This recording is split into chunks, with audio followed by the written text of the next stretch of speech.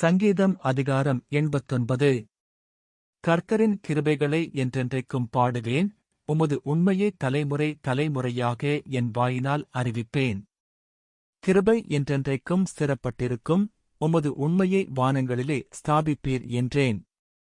என்னால் தெரிந்து கொள்ளப்பட்டவனோடே உடன்படிக்கை பண்ணி என் தாசனாகிய தாவீதை நோக்கி, என்றென்றைக்கும் உன் சந்ததியை நிலைப்படுத்தி, தலைமுறை தலைமுறையாக என் சிங்காசனத்தை ஸ்தாபிப்பேன் என்று ஆணையிட்டேன் என்றார். கர்த்தாவே, வானங்கள் உம்முடைய அதிசயங்களைத் துதிக்கும், பரிசுத்தவான்களின் சபையிலே உம்முடைய உண்மையும் விளங்கும். ஆகாய மண்டலத்தில் கர்த்தருக்கு நிகரானவர் யார்? பலவான்களின் புத்திரரில் கர்த்தருக்கு ஒப்பானவர் யார்? தேவன் பரிசுத்தவான்களுடைய ஆலோசனை சபையில் மிகவும் பயப்படத்தக்கவர், தம்மை சூழ்ந்திருக்கிற அனைவராலும் அஞ்சப்படத்தக்கவர்.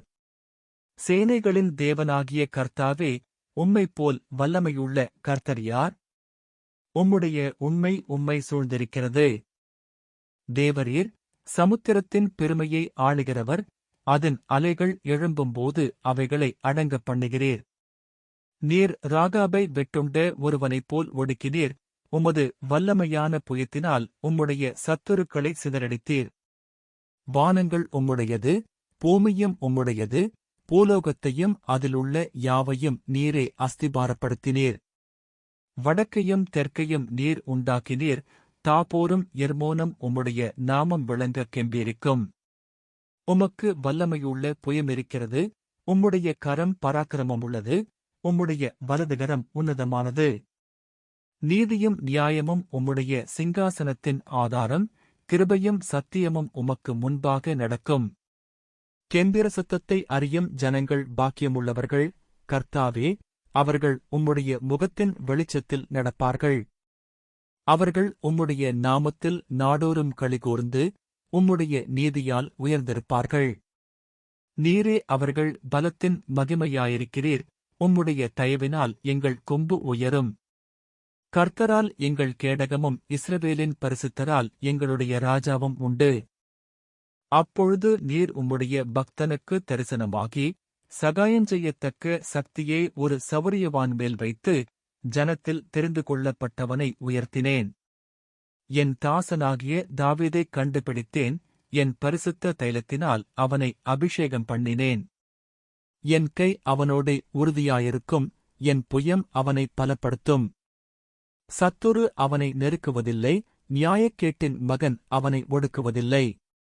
அவன் சத்துருக்களை அவனுக்கு முன்பாக மடங்கடித்து, அவனை பகைக்கிறவர்களை வெட்டுவேன். என் உண்மையும் என் கிருபையும் அவனோடிருக்கும், என் நாமத்தினால் அவன் கொம்பு உயரும். அவன் கையை சமுத்திரத்தின் மேலும், அவன் வலதுகரத்தை ஆறுகள் மேலும் ஆளும்படி வைப்பேன். அவன் என்னை நோக்கி, நீர் என் பிதா, என் தேவன், என் இரட்சிப்பின் கன்மலை என்று சொல்லுவான். நான் அவனை எனக்கு முதற்பேரானவனும், பூமியின் ராஜாக்களைப் பார்க்கிலும் மகா உயர்ந்தவனுமாக்குவேன். என் கிருபையை என்றென்றைக்கும் அவனுக்காகக் காப்பேன், என் உடன்படிக்கை அவனுக்காக உறுதிப்படுத்தப்படும். அவன் சந்ததி என்றென்றைக்கும் நிலைத்திருக்கவும், அவன் ராஜாசனம் வானங்களுள்ள மட்டும் நிலை நிற்கவும் செய்வேன். அவன் பிள்ளைகள் என் நியாயங்களின்படி நடவாமல் என் வேதத்தை விட்டு விலகி, என் கட்டளைகளைக் கைக்கொள்ளாமல் என் நியமங்களை மீறி நடந்தால், அவர்கள் மீறுதலை மிலாற்றினாலும் அவர்கள் அக்கிரமத்தை வாதைகளினாலும் தண்டிப்பேன். ஆனாலும் என் கிருபையை அவனை விட்டு விலக்காமலும் என் உண்மையில் பிசகாமலும் இருப்பேன். என் உடன்படிக்கையை மீறாமலும் என் உதடுகள் விளம்பினதை மாற்றாமலும் இருப்பேன். ஒருவிசை என் பரிசுத்தத்தின் பேரில் ஆணையிட்டேன், தாவீதுக்கு நான் பொய் சொல்லேன். அவன் சந்ததி என்றென்றைக்கும் இருக்கும், அவன் சிங்காசனம் சூரியனைப் போல எனக்கு முன்பாக நிலை நிற்கும்.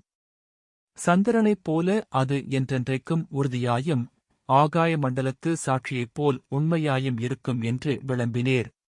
ஆனாலும் நீர் எங்களை வெறுத்துத் தள்ளிவிட்டீர், நீர் அபிஷேகம் பண்ணுவித்தவன் மேல் உக்கிரமானீர். உமது அடியானுடன் நீர் பண்ணின உடன்படிக்கையை ஒழித்துவிட்டு, அவன் கிரீடத்தை தரையிலே தள்ளி அவமானப்படுத்தினீர். அவன் மதில்களையெல்லாம் தகர்த்துப் போட்டு, அவன் அரணான ஸ்தலங்களைப் பாழாக்கினீர். வழிநடக்கிற யாவரும் அவனைக் கொள்ளையிடுகிறார்கள், தன் அயலாருக்கு நிந்தையானான். அவன் சத்துருக்களின் வலதுகையை நீர் உயர்த்தி, அவன் விரோதிகள் யாவரும் சந்தோஷிக்கும்படி செய்தீர். அவன் பட்டயத்தின் கருக்கை வழுக்கிப் போட்டு, அவனை யுத்தத்தில் நிற்காதபடி செய்தீர். அவன் மகிமையை அற்றுப்போகப் பண்ணி, அவன் சிங்காசனத்தை தரையிலே தள்ளினீர். அவன் வாலிப நாட்களைக் குறுக்கி, அவனை வெட்கத்தால் மூடினீர். எதுவரைக்கும், கர்த்தாவே? நீர் என்றென்றைக்கும் மறைந்திருப்பீரோ? உமது கோபம் அக்கினியைப் போல் எரியுமோ? என் ஜீவன் எவ்வளவு நிலையற்றது என்பதை நினைத்தருளும். மனுபுத்திரர் யாவரையும் வீணாகச் சிருஷ்டிக்க வேண்டியதென்ன? மரணத்தைக் காணாமல் உயிரோடிருப்பவன் யார்? தன் ஆத்துமாவை பாதாள வல்லடிக்கு விலக்கிவிடுகிறவன் யார்? ஆண்டவரே, நீர் தாவீதுக்கு உம்முடைய உண்மையைக் கொண்டு சத்தியம் பண்ணின உமது பூர்வ கிருபைகள் எங்கே? ஆண்டவரே, உம்முடைய சத்துருக்கள் உம்முடைய ஊழியக்காரரையும் நீர் அபிஷேகம் பண்ணினவனின் காலடிகளையும் நிந்திக்கிறபடியினால். கர்த்தாவே, உமது அடியார் சுமக்கும் நிந்தையையும் வலிமையான ஜனங்களெல்லாராலும் நான் என் மடியில் சுமக்கும் என் நிந்தையையும் நினைத்தருளும். கர்த்தருக்கு என்றென்றைக்கும் ஸ்தோத்திரமுண்டாவதாக. ஆமென், ஆமென். அன்பானவர்களே, இந்த சங்கீதம் எஸ்ராகியனாகிய ஏத்தான் எழுதிய போதக சங்கீதமாகும். இது தேவனுடைய நிலையான அன்பு மற்றும் வாக்குறுதிகளின் விசுவாசத்தை கூறுகிறது. தேவன் தாவீதுக்கு கொடுத்த உடன்படிக்கையை நினைவு கூர்ந்து, துன்பம், குழப்பம், தாமதம் இருந்தாலும் தேவன் தன் வாக்குறுதியை ஒருபோதும் மறக்க மாட்டார் என்பதை காட்டுகிறது.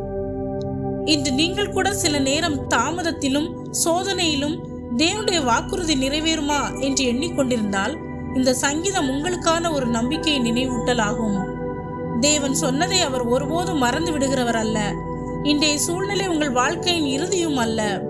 தேவனுடைய ஏற்ற நேரத்தில் அவருடைய வாக்குத்தத்தம் நிச்சயமாக உங்கள் வாழ்க்கையில் நிறைவேறும்.